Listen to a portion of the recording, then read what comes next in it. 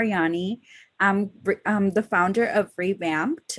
Revamped is a career resource platform where I focus my efforts on aiding emergent talent lead or gain access to leading organizations such as Warner Music, Google, Instagram, Facebook. And the way that I do and carry out my operations is through resume revamps, LinkedIn revamps, and any other sort of professional tool that I can reform or reorganize so that I can help talent stand out.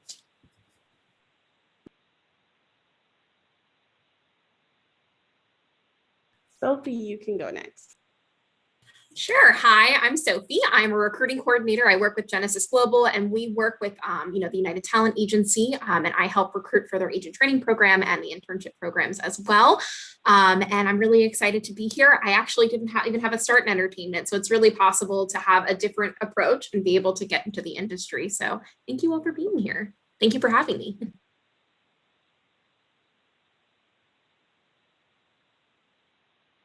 Hi, I guess I'm next.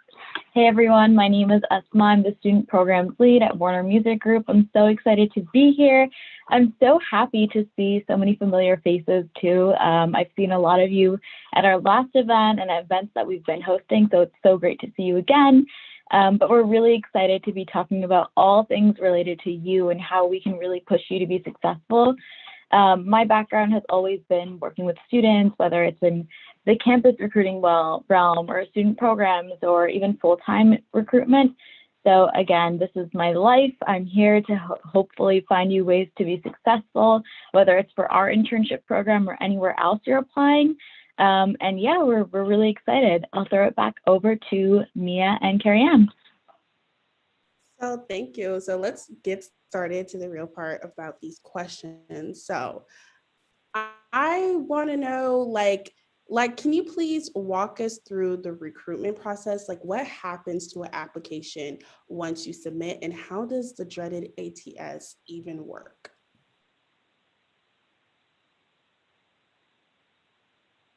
Anyone can. Do you want us to just jump in? Yeah, y'all can just jump in, don't worry. Okay, well, I have to warn you, I hate awkward silences, so I will always jump in. So please feel free to just ever take yourself off mute.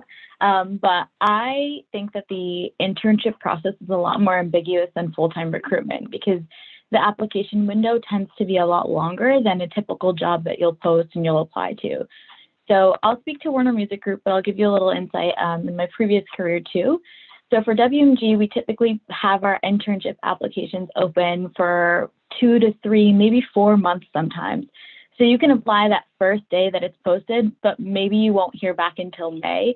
So let's say it's posted in February, you might not hear back until May. It's a really long window to wait. And I think that's pretty common across all internship application realms, but specifically in music, I think it's really, really similar. And at Warner Music Group, we are always very, very late to the application game. So our applications are always the last to go up. We're always the last to get back to you.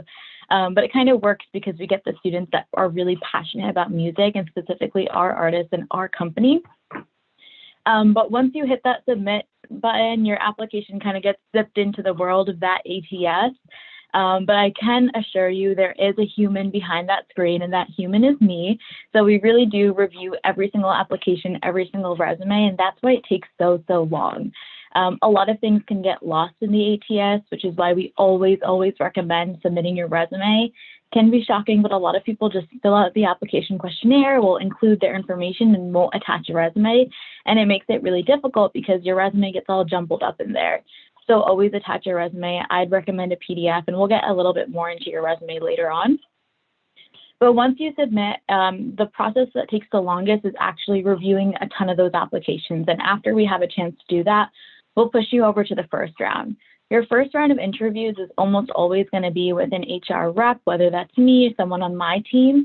And they're going to do that first pre-screen to make sure everything on your resume kind of matches what you're saying. So if you shared that you're graduating in May, we want to make sure that you are graduating in May, that you're still, involved in all these clubs that are listed on your resume, because we can tell if you're putting everything and anything that you've ever participated in on your resume. We want to hear about the things that you've actually done. So essentially with that first conversation, I hate the word interview, it's really a conversation. It's meant to just get an understanding of who you are, bring the human back into this internship interview experience. And then we push you forward. And our process is a little bit different, where you're not applying to a specific role, you're applying to our internship pool, and then we suggest you for different internships within WMG. So we're hiring for over 60 internships, but there's only one posting, there's only one position.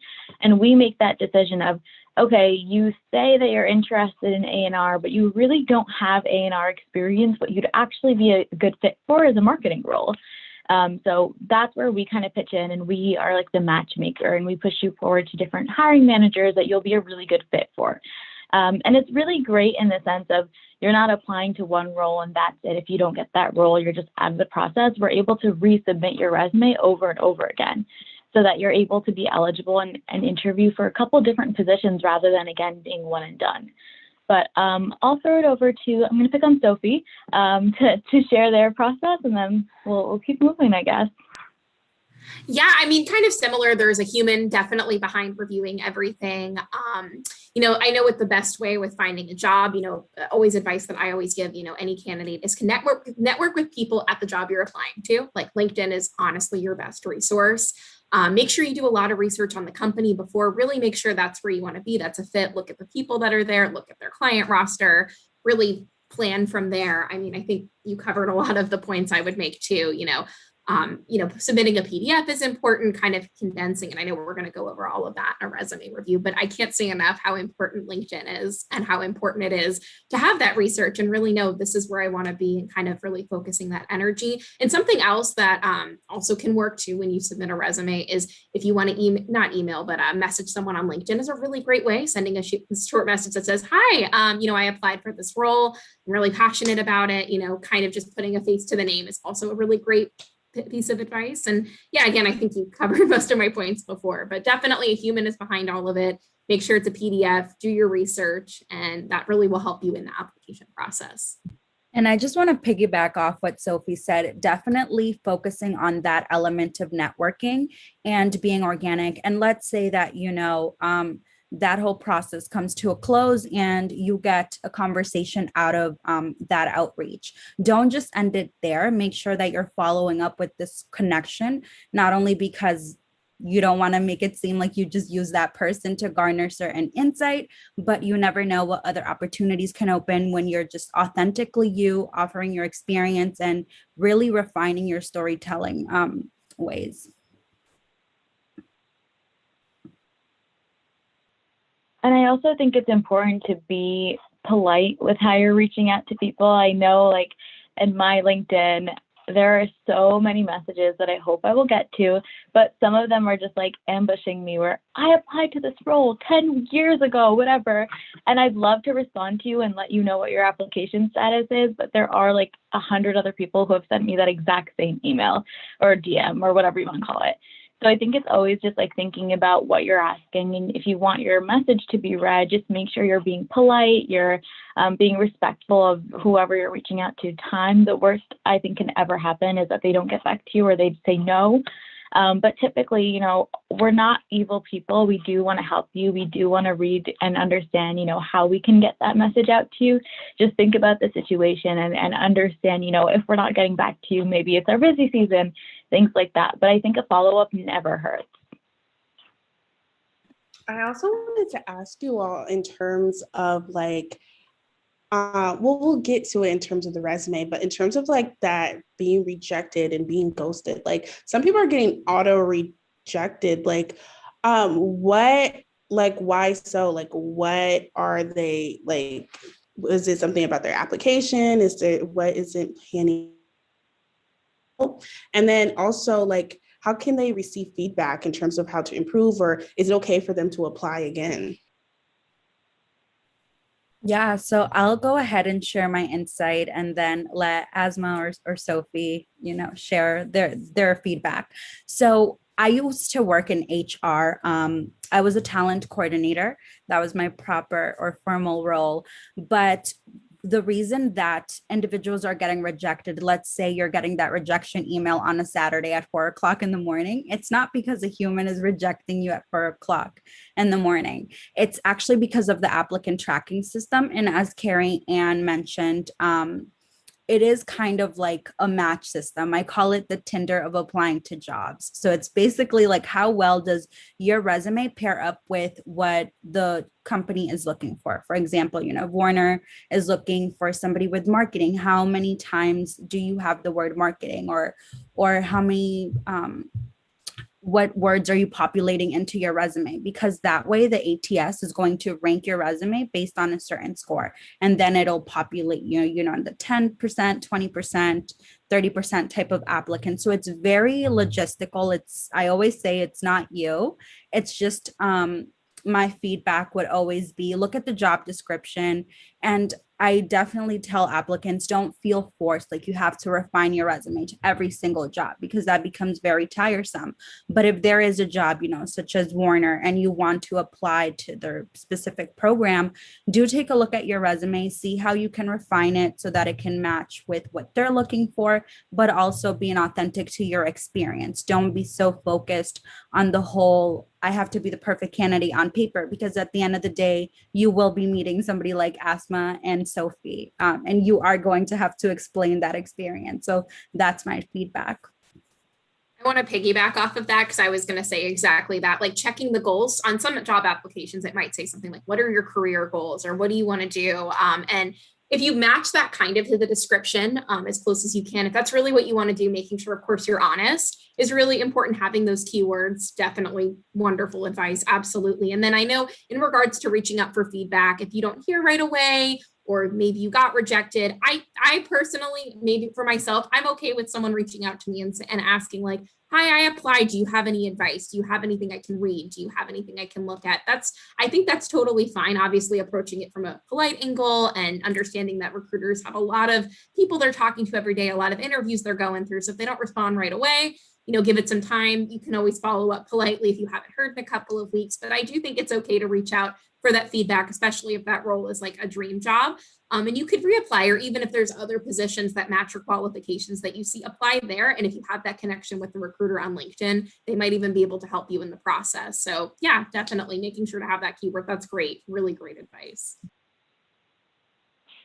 Yeah, and I have the same sentiments where I think it's like the application tracking systems, those are what really get you sometimes, where sometimes it's just like so robotic, and that's why you could get rejected, but it doesn't necessarily mean the reason that you got rejected is invalid, because they do look for those key graduation dates, your eligibility. So sometimes it might be a cold-hearted message, but I don't think it hurts to ever reach out and ask.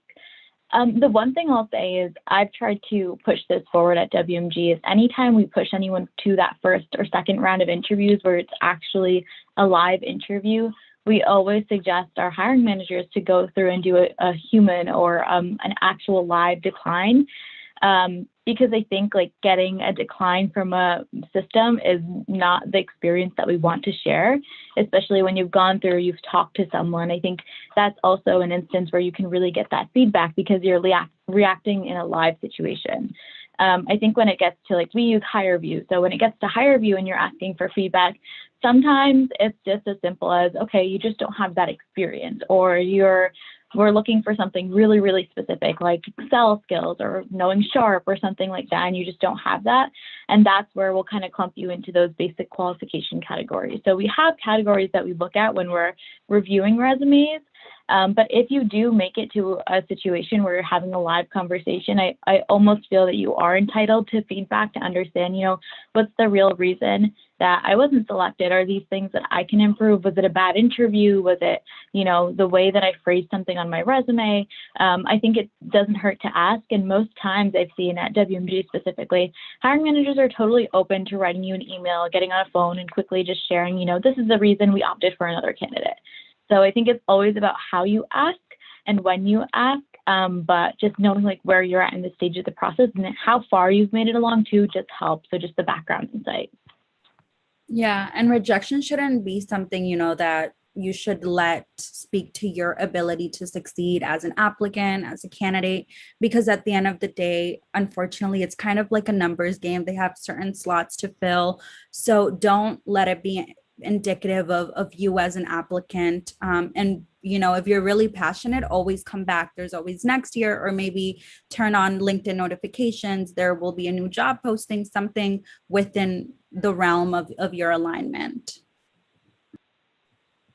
Yes, 100% agree with that, because I've had so many conversations with employees across our labels, across our business, who had shared, well, I applied to Atlantic 7 times and I didn't get it in until my senior year.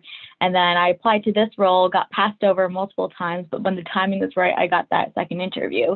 And then now they're employees here. So I think it is exactly like you said, it is a numbers game. It's always about getting the right timing, the right experience, the right role needs to be open for you too. So don't take that rejection as like, oh, this is my fault. 9 times out of 10, it's not your fault. It's not something you can control. You can't help it. If you don't have the experience, if you're not a senior, I mean, you're working your way up there. So I always agree with you. Like, you have to just keep applying. I think there's nothing wrong with that. What advice would you give to applicants who want to really stand out among other candidates, but they may not have a lot of music industry experience?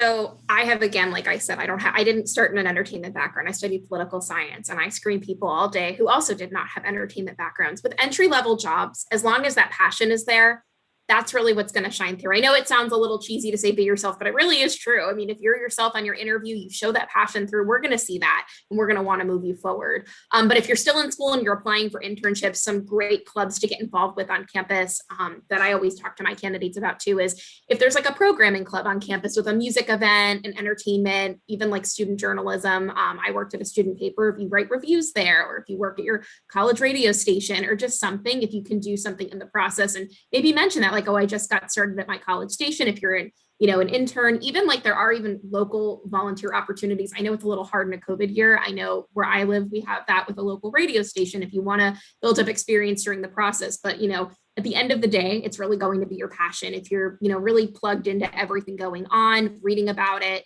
really with music, like different kinds of publications. I know candidates have come back and said that they really like is following various smaller music blogs, Brooklyn Vegan, Pitchfork, all of that kind of stuff. But yeah, I mean, just showing that passion through, probably like the number one thing that, at least we're looking for. I think that's really important too. You can definitely tell that with someone right away. But if you're in school currently, find some, cool opportunities in the interview process, and you can mention that too. College radio is a great place to start. Sophie, follow up on that quickly. I'm sorry. In terms of like showing your passion, like within the application, like a resume or maybe a cover letter, like what are some tangible ways pre-interview people can show their passion? Absolutely. So when I've interviewed people who want to work in live music or music in general, they usually talk about maybe a concert that really inspired them or an artist that really inspired them. And sometimes when we see you talk about like your favorite artist, we can really see that passion shine through. Or if you're a musician yourself, maybe even your own music that you worked on, maybe shows that you've gone to. Again, when I've interviewed music clients, I mean, the first thing I'll always hear is like this live show that changed their life and then shaped it and then kind of impacted their path. And I've definitely seen passion come from there. Just kind of talking about, again, the artists they really like, the publications they're following, definitely is a great way to shine your passion through and just making that really authentic. So maybe starting there with your artist is like such a great way. Something that I do want to say, and in alignment with what Sophie was just saying, my feedback would definitely be to utilize that passion to create your brand. For example, it totally doesn't matter if you don't have experience in the music industry, but let's say you have experience in sales and things of that sort. One, definitely find those transferable skills that you could transfer from industry to industry, whether it be, working with cross-functional team, perhaps, project management, or skills that you feel like are applicable to any industry, but that are relevant to what type of role you're currently want to get into. And then my last piece of advice it's all about, now we're kind of in an era where everything is a brand. So market yourself as a brand. For example, on LinkedIn, if you want to include what it is that you do and who you do it for on your LinkedIn header. For example, let's say if you're a music enthusiast, and you perhaps enact marketing strategies to drive brand engagement of things of that sort, just creating a brand that aligns with your experience and kind of what you're looking to do. So a resume, of course, it's always great to create storytelling, you know, and utilize numbers to talk about yourself on your resume. But LinkedIn is also kind of a form of an ATS because that's how recruiters are finding you. So branding yourself, utilizing certain keywords, and just making sure that you're doing everything that you can to set yourself apart. Okay, y'all gave such detailed answers to all these. Asma, do you have anything to share? No, I think you guys are great with what you're saying. I think it's always just like finding a way to make yourself stand out a little bit more. I always think about like one of my coworkers. He shares that the first time he really thought about music after after applying to the industry was thinking back to films, because films, music, TV show it's so intertwined. And I always say, like, I watched a lot of Gossip Girl when I was growing up, and there are so many songs that are so intertwined with like Serena and Grand Central, different things like that. Like you think and relate music to that sense. And I think it just makes it more palatable when you are in the interview. You don't have to be like, I went to every single concert that happened in New York City in 2019. That's fine. That's great for you. But like, it's not going to make you stand out anymore. You want to make that conversation. And the only other thing I want to add is definitely 100% bring your personality to that conversation or that interview. There are so many interviews that I've seen, and I'm sure you both have seen something similar, where they'll make the whole conversation talking about, you know, I did all of this growing up and this is why I'm the best person. And I agree, like, I think you're great, but we want that passion to be kind of like, we want it to complement the rest of what you're doing. So it's really great when you have everything interested in music, but also like show us some of your skills and how you're still practicing those while also balancing your passions. And I think sometimes people get too caught up in joining every single thing that they can, and they realize, you know, it is part of what you're doing, what you're studying, and what you have to offer, what you're creating. So don't ever forget about that part either. Okay.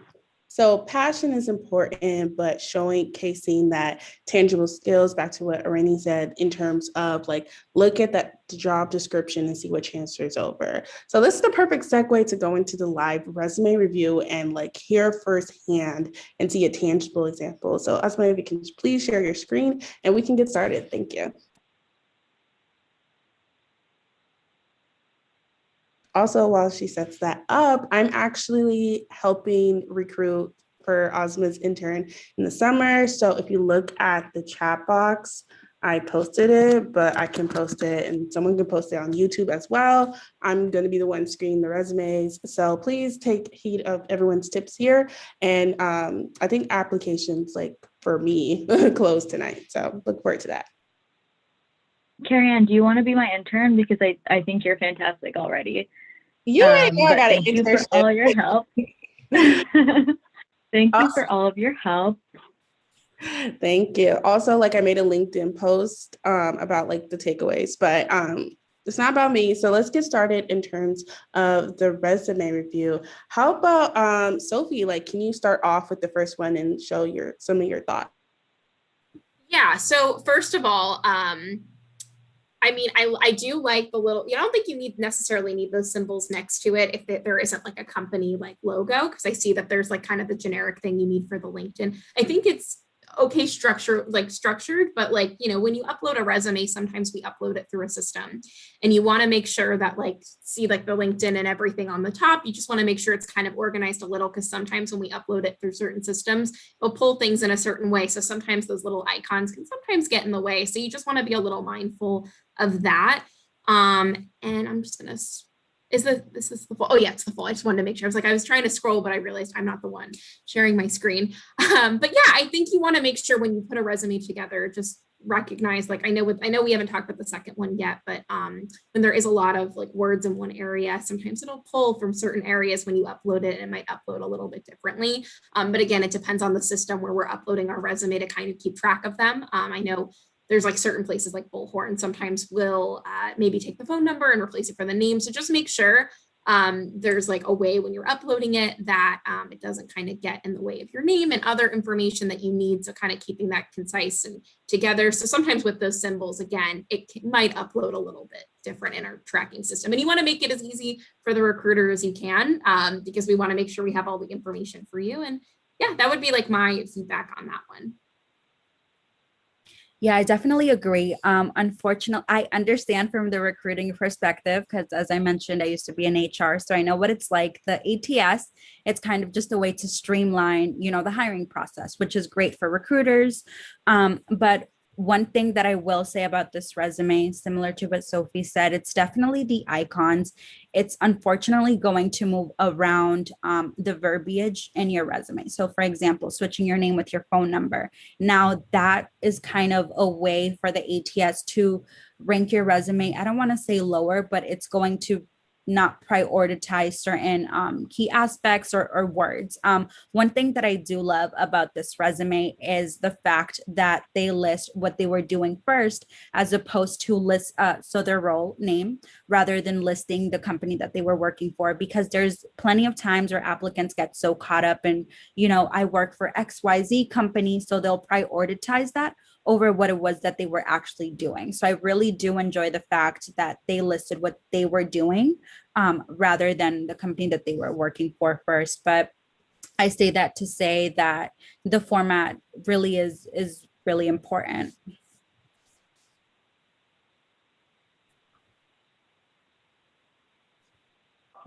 All right, Kerry-Ann is taking the wheel because my computer does not want me to zoom in and out properly. But yeah, I agree with both of what you said. I think it's like really important. Whoops, hang on.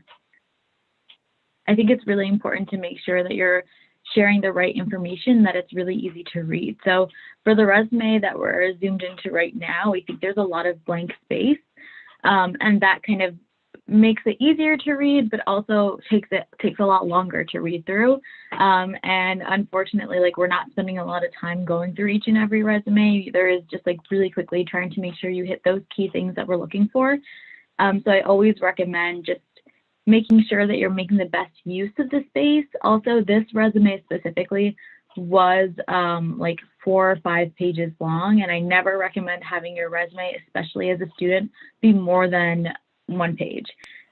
Because I think, yes, you have a lot of experience to share, but there's always something that you can do with the formatting to make it fit onto that 1 page. So thinking about all this blank space, oh, perfect. So thinking about like all the blank space that you have, I think it's so important to make better use of it, and just think about like, how can you showcase that information in a way that it just looks good and it's easy to read. And then for the second resume, I think, let me see if I can annotate. Yes, I'm going to do that. So if you can go back to that first, yeah, perfect. Thank you. So for this resume, I think all of the information that's written like up on the top, so all of this, I hope everyone can see that line that I just drew. Funny, but it works. All of that, I think, does not need to be there. And I think like it's nice, but you could write a cover letter and include all of this information. So everything right here. And it takes away from the real information that we want to be looking at, which is all of this experience. And then you had an internship there too. So that's what we want to look at. We want to see your graduation date, like your education is all the way on the bottom. Oops, that's the last thing that we see. And it should be the first thing that you see, especially with an internship. But the only other thing I want to say before we get into all the other resumes is that all of this is very subjective. Internship review and resume review is so subjective based on who you're speaking with, who you're interviewing with, and especially the industry. As we go through this, you'll see a couple of resumes that I think are creative because they're set up in a different way. But all of us are going to have different opinions, but I think they're all right because we're working in similar industries and similar roles. And I think it's really important to take that all into mind too. So I think we're good to move on to the next slide, unless Sophie and Arianny, you have anything you want to add?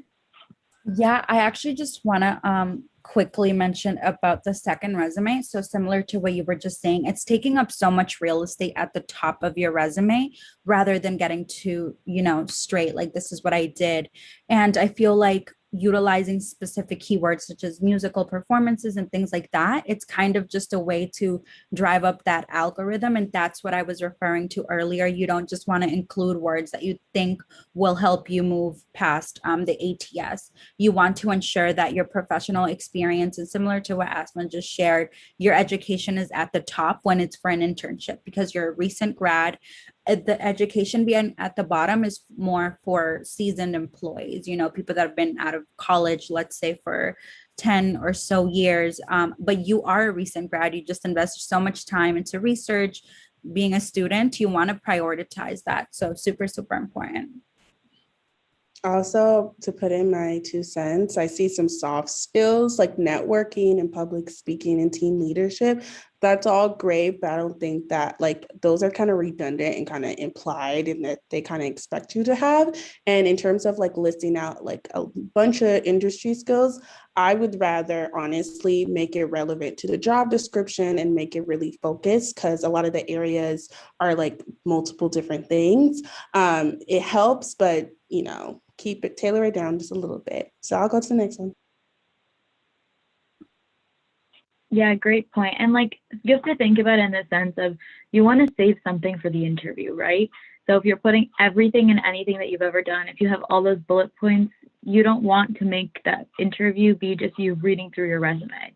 So I think it's important to know, what I say for students specifically is 3 to 5 bullet points is typically the best way to go when you're describing an experience. I think it gets the gist along, but then you also have that space to use those bullet points and expand on those in your interview. So I can get started with this first one. I'm having a lot of fun with this little marker tool that I now know how to use. It's in view options if you guys want to join in with my fun. So the first thing I noticed about this resume on the left is that this picture is taking up so much space. So while it's great, and I love seeing photos on resumes, it's just not necessary. So I wouldn't do that. And I also think the colors, I think the contrast is smart, but it makes it a little bit difficult to read. So those are the major 2 things that I'd share. And then overall, I like the way that you organized it. I just think, your font is so small, but if you had removed this picture or even moved it up and made it a little bit smaller, it would make the rest of your resume a lot easier to read. That's my major comment for this one on the left. So I have quite some comments as well. I know that, just from working in recruiting and talent coordination, sometimes I will be honest, there are people that are prejudiced. So I always try to tell candidates, if you could opt out for the picture, do so, because, that's what LinkedIn is for. Unfortunately, there are people who will imply their implicit bias throughout the hiring process. So if you could do without the picture, that would be recommended. And something that I do want to know, it's kind of the skill summary. When I'm writing resume for my clients, I always make sure to distinguish what the skill is, because let's say that there's a specific software and the recruiter is not aware of that, but you have it right next to Google Suite or Google Workspace. It's are we able to tell that you have a specific software related to the music industry versus a Google Suite? So kind of being able to tell the difference within what's a software, what's, an office suite, what's a language, or even if you want to include industry specific skills, that would be ideal, but making sure that you kind of do tell the difference. So that was my feedback. I agree with the picture because sometimes with a picture, when you upload a resume with a photo, it sometimes won't take anything off the resume. It'll literally upload as a blank. That's happened to me before, and I'll have to, go in and manually do it, which is fine. But you want to make it just simple, have it all there, concise. There is some blank space too on the other side. I do I love when resumes have really pretty colors, but sometimes with the space that's there and the formatting, it sometimes will upload funny. And I think that there's clearly have a really great resume. There's great skills that you have there, but I think kind of condensing them and maybe making the font a little bit bigger is slightly hard to read. And sometimes with the white and the blue, it sometimes can be a little hard to read. But I think the biggest thing is with the picture, exactly it was said that LinkedIn is there to have that. You'll have your photo on there, just on a resume. It's not really necessary if you're a performer and going to auditions, then yeah, of course have a photo, but you don't always need it. You don't really need it on your resume because it will upload blank sometimes, and you want to avoid that. I think that's the biggest takeaway. But yeah, and also, you know, having like a little, you know, you have your academic background, but even having like a, you know, some, I think sometimes it's okay to have like a very slight intro with the branding yourself, which we were talking about, having that elevator pitch kind of somewhere there. But yeah, again, biggest thing, picture can definitely come off as like a blank resume when you upload it, so. Also, my 2 cents, I see that they have like a music industry certificate. I would push that up into academic backgrounds. I will remove the blue. Really, resume font should be 10 to 12. So like if I have to strain and zoom in, I like, you know, assuming I'm printing it off. And then also there, you know, in the career classroom series. So I would have loved them to put that as experience because it does count as experience. Okay, so next one. Can y'all see the next one? Ooh, child. Can y'all see this one? The peachy one? Okay. Yes, yes. Okay. Anyone can start off with their comments. I think the biggest thing is some of these like titles and companies are very close together. And when, again, going back to that uploading thing, because again, that's really part of this whole process, it will upload funny. And sometimes with the colored backgrounds, it sometimes will also upload blank. So you just kind of want to be careful with that. I do like that the about me is kind of short and sweet, but you know, you could even brand it a little bit more and even make it a little more personal. And I think sometimes with the skills, you can see at the end, they're kind of cutting into that the end of the resume. So you maybe either want to trim the skills down, summarize it a little differently, maybe make it one keyword, and kind of just keep it very simple there, because when you are pulling it, you are pulling those keywords.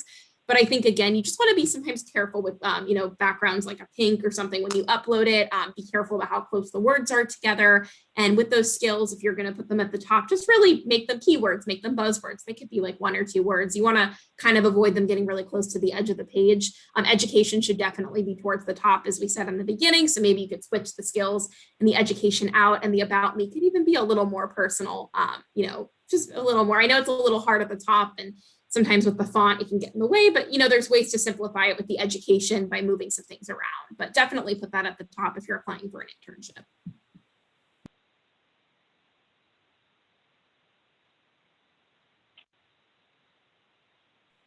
You're muted. Muted.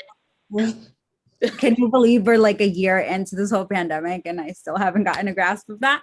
But as I was saying while I was on mute, I'm so big on branding. And to me, that's how you distinguish yourself. I myself, I think that storytelling is a beautiful thing, telling your story and how you're different, despite, you know, maybe not having the relevant experience. You know, you still have something that could be a cultural add to whatever job you're applying to. So similar to what Sophie just said, really brand yourself, especially in that about me section. Like, what is it that you do? What makes you so special? What could you bring on to the team? So definitely be strategic. I love words because you could say one thing a million ways, but it's really all about how you place yourself. So definitely very big on branding. And I think that as we move, you know, towards this like digital age, which we're already in, but the more we get into it, I think storytelling and really setting yourself apart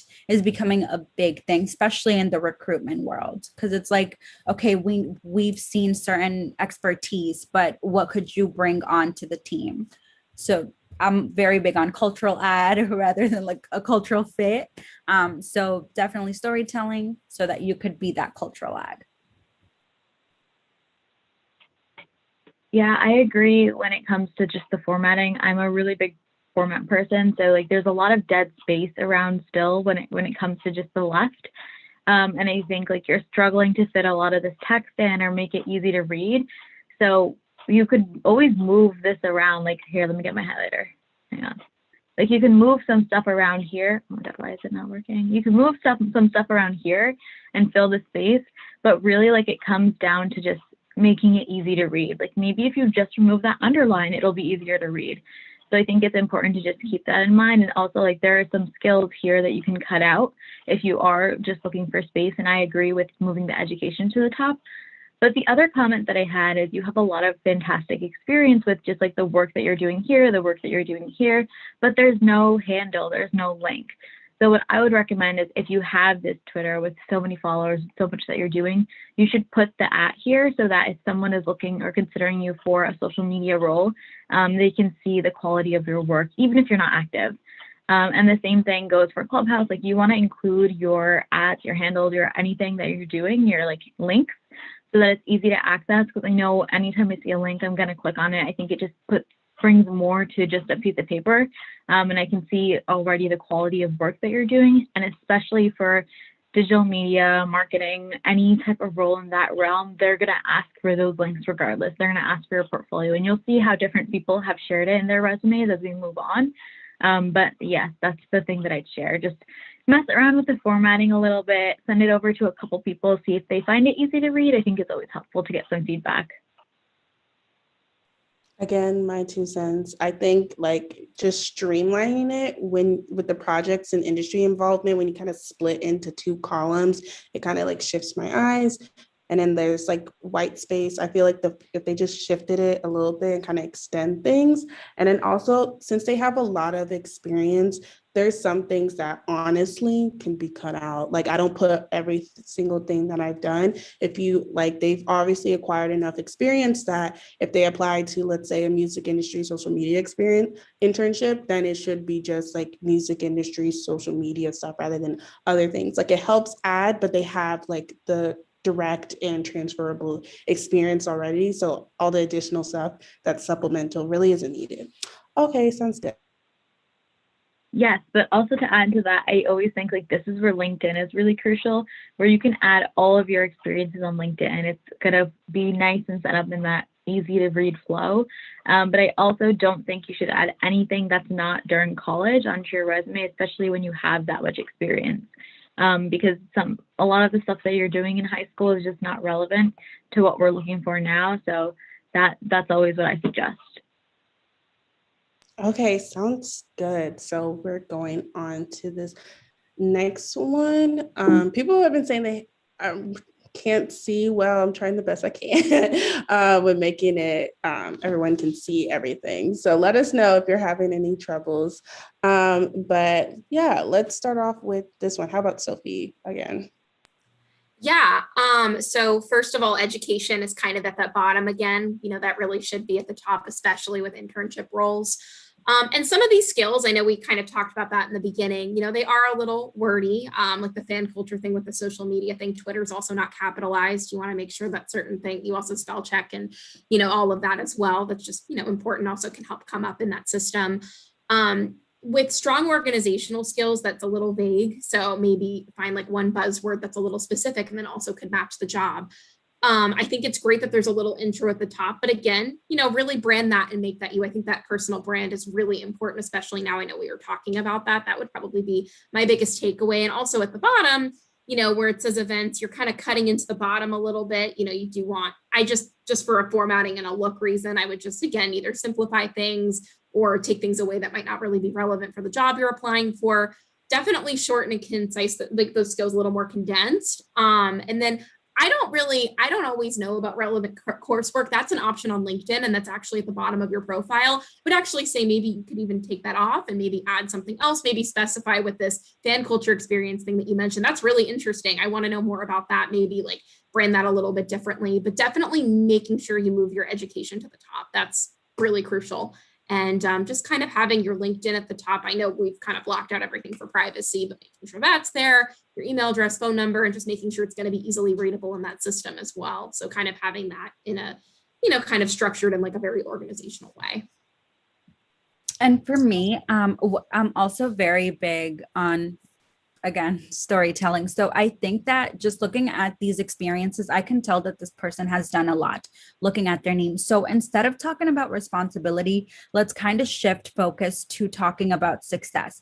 Perhaps, you know, when you were doing event staffing, maybe you coordinated an event and you had to oversee a specific amount of people or amount of budget, or you worked with like 4+ cross-functional teams. So rather than saying, you know, I was responsible for overseeing a event coordination. Tell us what that looks like. Give us some insight. Allow us to like picture what it was for you day to day. And another thing that I always say is your resume is a marketing tool. So utilize it to brand yourself. Talk about your success. What do you want the recruiter to know? Because, you know, if you're saying, let's say you were a social media manager and you're just saying that you manage social media, we could kind of expect that because of your title.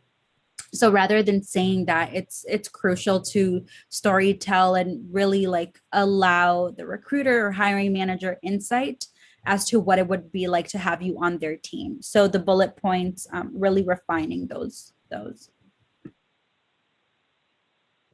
Yeah, and then the other thing I would add is just make sure your tense is correct. So I know sometimes you'll say like responsible, promoted, volunteer, like that's great, but you just want to make sure that you're adding it all. So if it's a present role, you want to make sure everything is in present tense. If it's a past role, you want to make sure it's in past tense. And then also, again, like if you're doing 1 bullet, 2 bullets for each of your roles, you want to keep that standard for the rest of your resume. So there are some areas where there's nothing underneath that role. So I just suggest like adding in something, mess around with the fonts if it's not fitting. But that's what I would recommend too. So it kind of all looks the same. And then the relevant coursework section, I agree where it's not necessarily necessary, but if you don't have a lot of experience and you're trying to get, you know, your first internship, I think that's an area where you can add maybe 3 or 4 courses, but 9 times out of 10, I would say, like, especially on a resume like this, you really don't need it. And then I saw a question come into the chat and it asked if I have any recommendations for resume templates. I think Arianny is going to be the best person to ask for that. But I also I love Canva. I think I love seeing the Canva resumes. I love seeing like the templates that they use, and everything on Canva, you can download it as a PDF. So it makes it easy to read in our ATSs. But you'll see a couple examples of those as we go on. But typically, you know, your career development center will have some templates too. You can always, and I hate this answer, but you can always Google it and you'll find something you'll like. But I'd say like start off with Canva if you want a different looking resume. I think the one on the left looks like it's from Google Docs, but a lot of Word documents, a lot of different platforms typically have it built into their systems now. Also, again, my 2 cents. The fan culture experience, I'd rather you just put that as professional experience. Also, in terms of like the waitress scene, I think it's like the waitress scene experience. I think it's customer service. I think those skills transfer over, but I also think that person has set themselves up enough to have like just music industry, entertainment industry on the resume. So I'd rather they just expand it a little bit more. Oh, imagine my surprise. I didn't know we were taking questions. I was like, what is that? But yeah, I think in terms of getting everyone's questions, how about we quickly wrap up on the resume review? Let's finish this next one and then move on to questions quickly. Is that okay with everyone? Okay, thank you.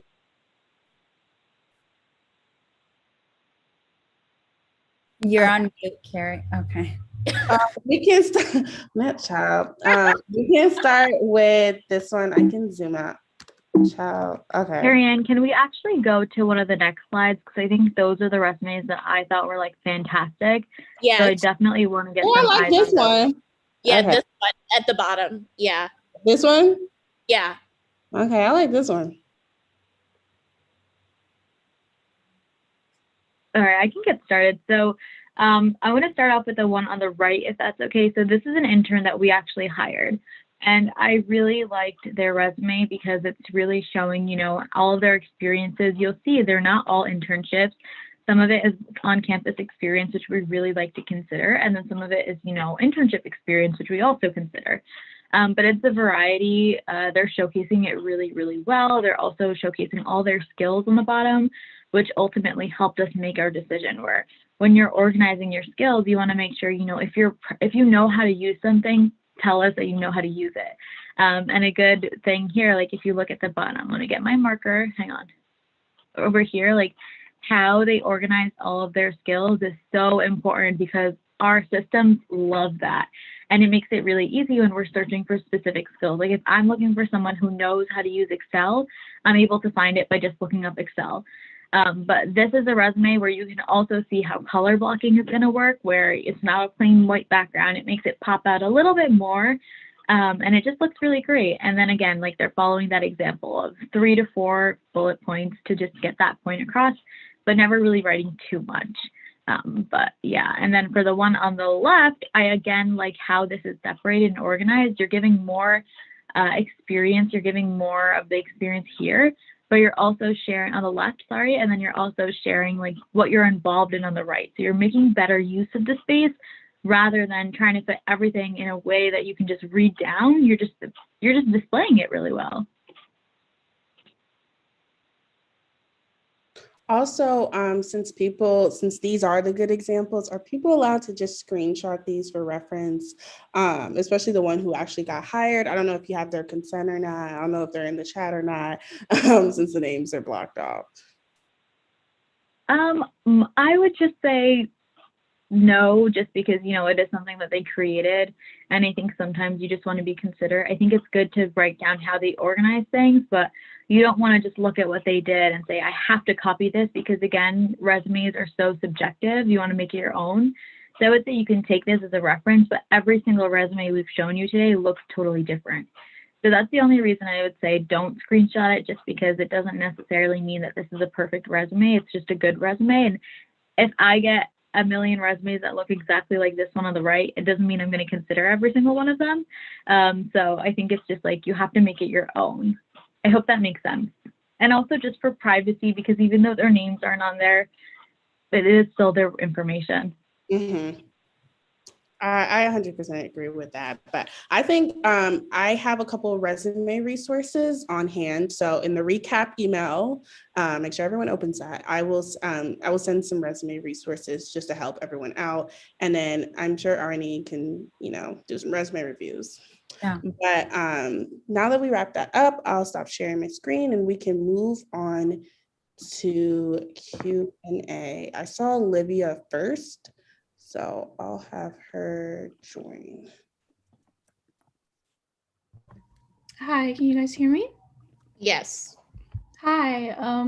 So for those of you who don't know me, because I do know about 2 or 3 of you up here, Kerry-Ann, Mia, but I wanted to ask because I kind of had difficulty as far as like when I should turn in my creative resume versus when I should turn in my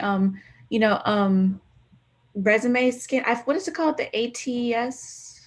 Okay, it's like when I should turn in my ATS type of friendly resume versus when I turn my creative resume, because I get different replies from people. They're like, well, if you're doing more creative role, you should turn it in even though it's not ATS friendly because somebody's going to read it.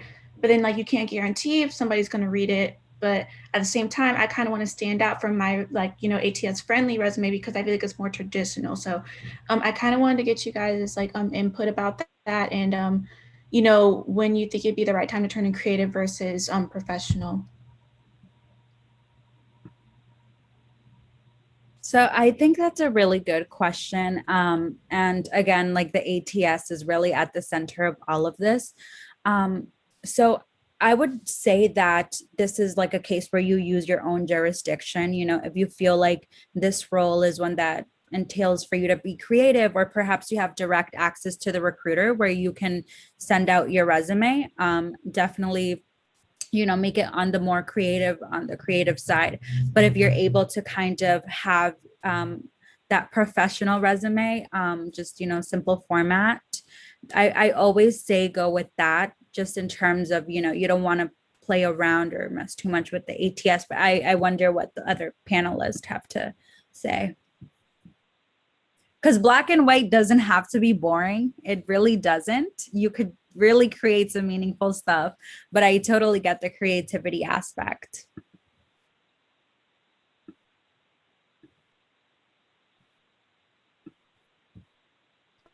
Asma, I think you're muted. I am muted, sorry. But I would say sometimes, yes, you have to use your judgment and figure out like what's going to work. But what I recommend is, if you can, and if you're applying to, especially within entertainment, you can sometimes download your resume as a PDF and attach, another PDF to it. So if you can submit both resumes at once, that's what I recommend. I think you're able to do that on Workday. If not, definitely scroll down in the job description if you're applying on LinkedIn and see if you can find the name of the recruiter. And if it's been a week or two and you haven't quite heard back, I think it's okay to send an email and say, this is another version of my resume that I have, and I'd love to share it with you. Or if you're in an interview, send along the updated copy, a creative copy. I think it's always okay to share it then. I think also with a creative resume, a great thing that you can also do is sometimes there's extra links that you can put on a job application. So if you have a portfolio, maybe uploading both of those resumes on there, or even formulating your creative resume to match your portfolio, your online portfolio, to show off your creative work. That's a really great way and easy way to upload it too. And then you can have both of those copies there. I have seen many candidates do that. And sometimes the website also pops out too. And I think sometimes seeing everyone's portfolios is really cool and really useful. So that's another way too. I'm gonna talk as a student. I have a creative resume. It's pink. It's gotten through ATS and like various things. I say I'm gonna post the link. I'm gonna say use these like ATS scanners websites and like match it to the job description, and it will tell you like what picks up, and that will help you decide like will you get read or not. And then like because I've never used no black and white resume, and I've gotten my stuff looked at. So do that. And also always join like a partner organization or something that can like feed your resume directly to the hiring managers. Yeah. But yes, we can do. Alana, do you want to ask your question? Yes, hi. Good to see you again, Kerry-Ann and Mia. And thank you to the panelists for being here and sharing some of these awesome gems. My question is, when it comes to any projects that we worked on in our courses, like for example, I've taken like a communication in the music industry course where I did like PR work for an artist for a whole semester, or like I did a music supervision course where I worked with like sync paperwork and that kind of licensing stuff. How would you suggest that we put that onto our resume if it wasn't necessarily like a long-term experience?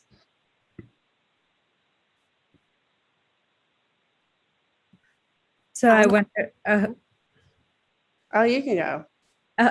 so I definitely, similar to what was just shared, a portfolio is great, but don't feel restricted to not list it on your resume. Let's say you want to include that as its own like section or experience, you definitely could. I always recommend 3 bullet points. 3 bullet points is great. And that way you can refer to the STAR method, talking about the situation, the task, what actions you took, and what were the results. So, I always say time doesn't matter. You could have spent 3 months and create and really generated and catalyzed change where you were at. Or you could have spent a year and you were just doing like day-to-day operations and really didn't generate anything crazy or that you felt was noteworthy. So it's really up to you to see how you want to brand yourself as, but definitely don't let time be like a deterrence to not list it on your resume. That could be its own experience, especially because, it's within the realm that you're pursuing, you feel passionate about it, and you create a meaningful work. Thank you. Yeah. Sounds good. Also, we have a couple YouTube questions, so I don't want to discriminate against them. And also on top of that, we have the Clubhouse after party. Asma will be there to answer your questions, so please do not worry. Someone please drop the Clubhouse link. And then we can, it'll be starting right after this, so don't worry if you still need to get to your questions. So someone on YouTube, so on the YouTube. Okay, someone on YouTube asked, like, so what specific qualities and skills that you all love to see when reviewing a resume or cover letter? I can go first. I mean, there's nothing that I love to see because I think it's all relative to what position you match up best with. So I think it varies, but I really love to see like the basic skills. Like if you know how to use Microsoft Office, if you know how to use Adobe, sometimes people don't think to include that, but it is something that you really should be including and highlighting. So that's a skill I love to see, because I know if you've included Excel or if you've included Adobe, like I can send you to a lot more hiring managers who've specified that these are skills that they want. But when it comes to like the soft skills, I really wouldn't recommend wasting the space on your resume with the soft skills. And I know we've said that a couple times, but I really think like if you want something, if you need to fill that space on your resume, add in your coursework, because we're going to see those soft skills when we're talking to you, when you're interviewing you. So that's the only thing I'll say. And I think it, like, again, it varies by role, but I really like to see like what you can do. Like show me or tell me what you can do in your resume, and then you can show me when you're telling me about yourself in that interview about how you've used those skills. I think that's really important, like the follow through aspect. I think that was meaningful advice for sure. Also, Sophie, do you have anything to answer with that as well? Everything was said that, I definitely agree, because in the interview, it's going to come out, on your LinkedIn, you also can have those listed as well. I know we keep going back to LinkedIn, but that really also is part of that, because that's going to be on your resume. So you can also continue, if you have skills that you really want to make known, make sure they're on your LinkedIn too. I also have a question. So a lot of students don't have that direct music industry experience. It may be like what school they go to, what area are they in? So what do you recommend that they should be filling their resume with? So for me, I briefly touched up on this earlier. I think those transferable skills are key.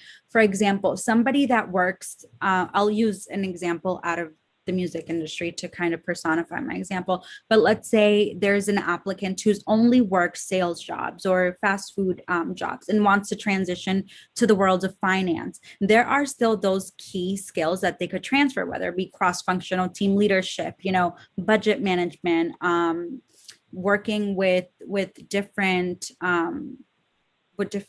crowds, so cross-cultural communications and things of that sort. So similar to the entertainment industry, perhaps you have experience in content coordination, or maybe you're really good at research, or you're able to refine certain methodologies. So kind of I always say, look at a job description. Always ask yourself, what can I do and what can I not, maybe I'm not so well versed at. So when you look at a job description, despite it being in a different industry, kind of pinpoint and pick what you feel like you're strong at, and then correlate it so that way you're able to translate it to the specific industry.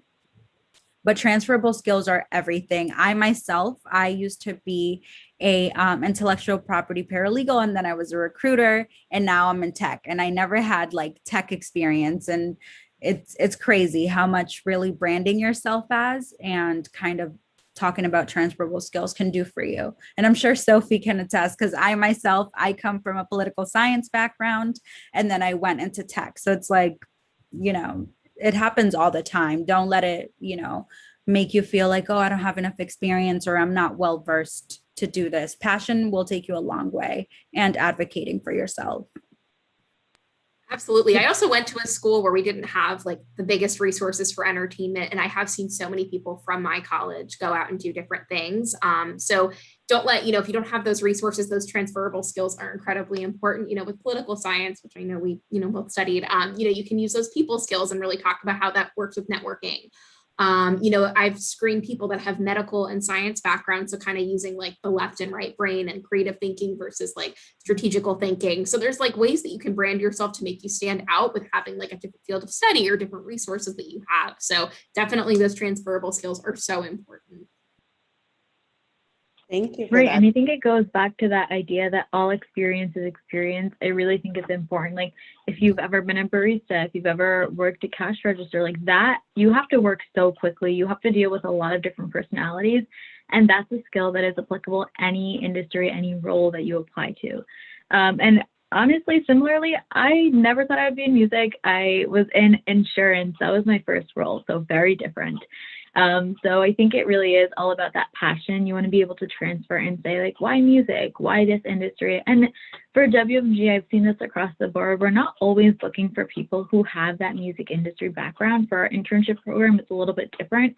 But when you're looking on the long-term scale, so for full-time roles, for certain roles, we're really looking for someone who's not in music so that they can think differently about the industry. They can have different suggestions and it's not just the same old, same old. So don't be deterred because again, all experience is good experience.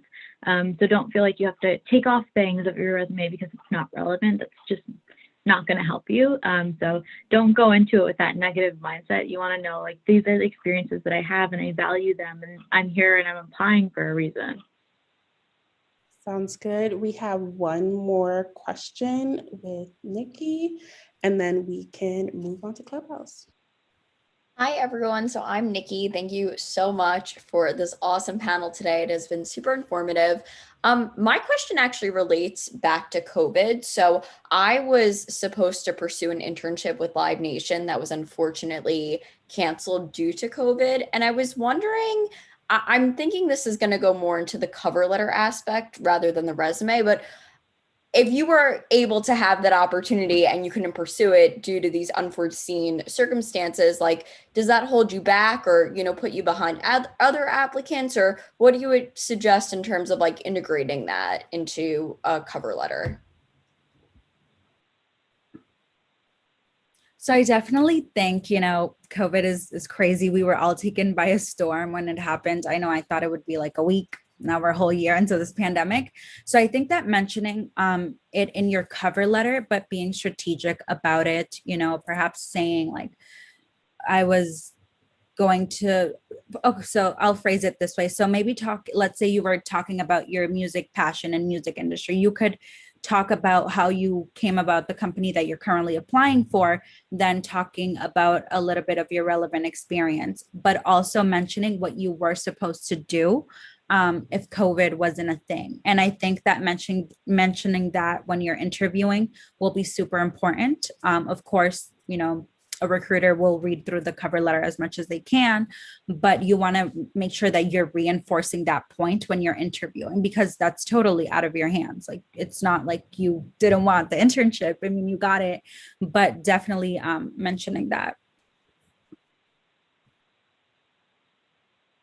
I've also heard people put it on their resume and just say like canceled due to COVID. And I don't think it will hinder you. Like if you got an internship in Live Nation, it was beyond your control on what happened. So like if you have the space, like treat it like, you know, the header with like the position and stuff like that, just put, instead of date, just put canceled due to COVID. And it, you know, if you're applying to anything music industry related, and then talk about it in your cover letter. And also people want to know what you're like, okay, it got canceled, but like some people want to know, so like, what are you doing in the in-between time? And like, what other experiences and skills that you acquired? I think I've seen a lot of things come out of COVID.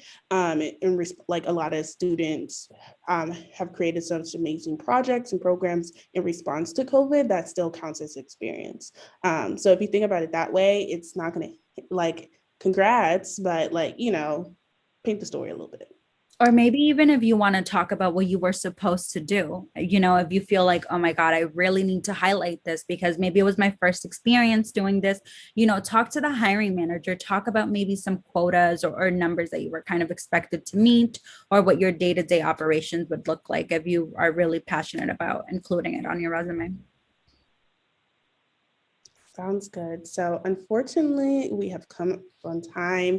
This has been such a great event and such great resources. So please, everyone, we'll drop the links again. Please come to the Clubhouse. We'll be continuing answering your questions. And then also that please connect with All Access and Color Music Collective further. And everyone, you don't have to submit anything to prioritize your application. We know who joined the event, so please do not worry. All we ask from you is you'll receive an email asking for feedback. So please like be as detailed as possible. That's what helps bring these events.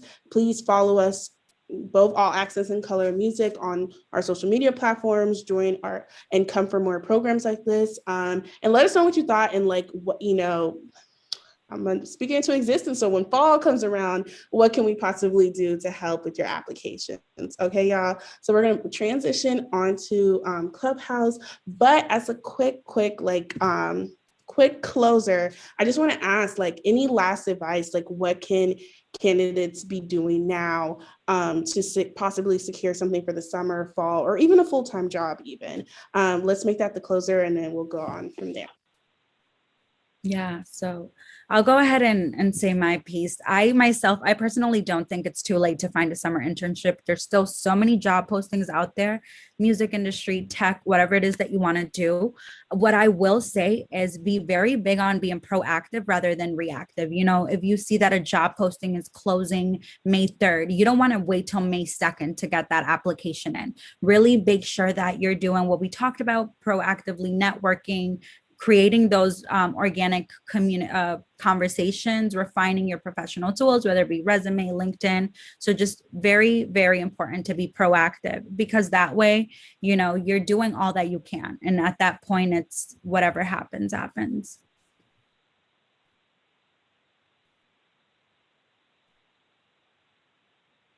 Yeah, I agree. I think definitely be proactive, start looking, even if you're just browsing. It doesn't mean you have to apply right away, but start looking for the fall. It doesn't hurt, it'll help you. And the other thing is, don't be discouraged if you're not hearing back. I think it goes back to what we were sharing before. It's kind of like a game. You just have to keep up with applying, keep up with just what's happening at WMG, any of these other industries that you're interested in, and just keep looking. And then the last thing is definitely keep going to events like this. I mean, I've worked with Kerry-Ann and Mia multiple times at this point, and I think we get really fantastic students, really fantastic resumes from here. So get involved, attend events like these, because this is how you're going to have that one-on-one interaction with people like us who are on the other side looking at your resumes. So definitely stay active however you can, however you're comfortable with. I think definitely understanding that, you know, just because you get no from one application doesn't mean there's so many other possibilities out there. Really use, you know, LinkedIn as your resource. And I know I've been saying that a lot, but it's true. Network with people, build a network there, talk to people, ask if you can have informational calls or conversations with certain recruiters in certain fields that you want to work at, or people who might have been in that role previously. And just, you know, be yourself, be really passionate, go in and you're going to do a great job in your interviews, and we're all wishing you the best of luck. Yeah. Sounds good. Mia, do you have anything to share? You've been doing a lot, so I know you got some advice. No, I feel like everyone's pretty much covered everything. I will make the Clubhouse room live for those that have iOS. I know that Androids and everything, they don't have access to that yet. So definitely join now if you haven't already, and we can answer the rest of your questions. Also, if anyone needs a Clubhouse invite, I have invites. So don't DM me here, but if you email allaccessinterns@gmail.com and send me your number, I don't know, however you want to do it, I will give you an invite so you can join the room. I'll close up now. All I have to say, if you know you're interested in a company, you should be taking the steps right now to get there. So please do your research. Please do your research, talk to people, network properly. Don't expect to connect with someone and they will get you in. The entertainment industry requires a lot of work. So please just be proactive as possible in finding as many opportunities as you can. I can delve into this all day, and we can delve into this into the Clubhouse chat. So let's end this right now. And thank you everybody for joining. This was such a great event. Thank you. Thank you, everybody.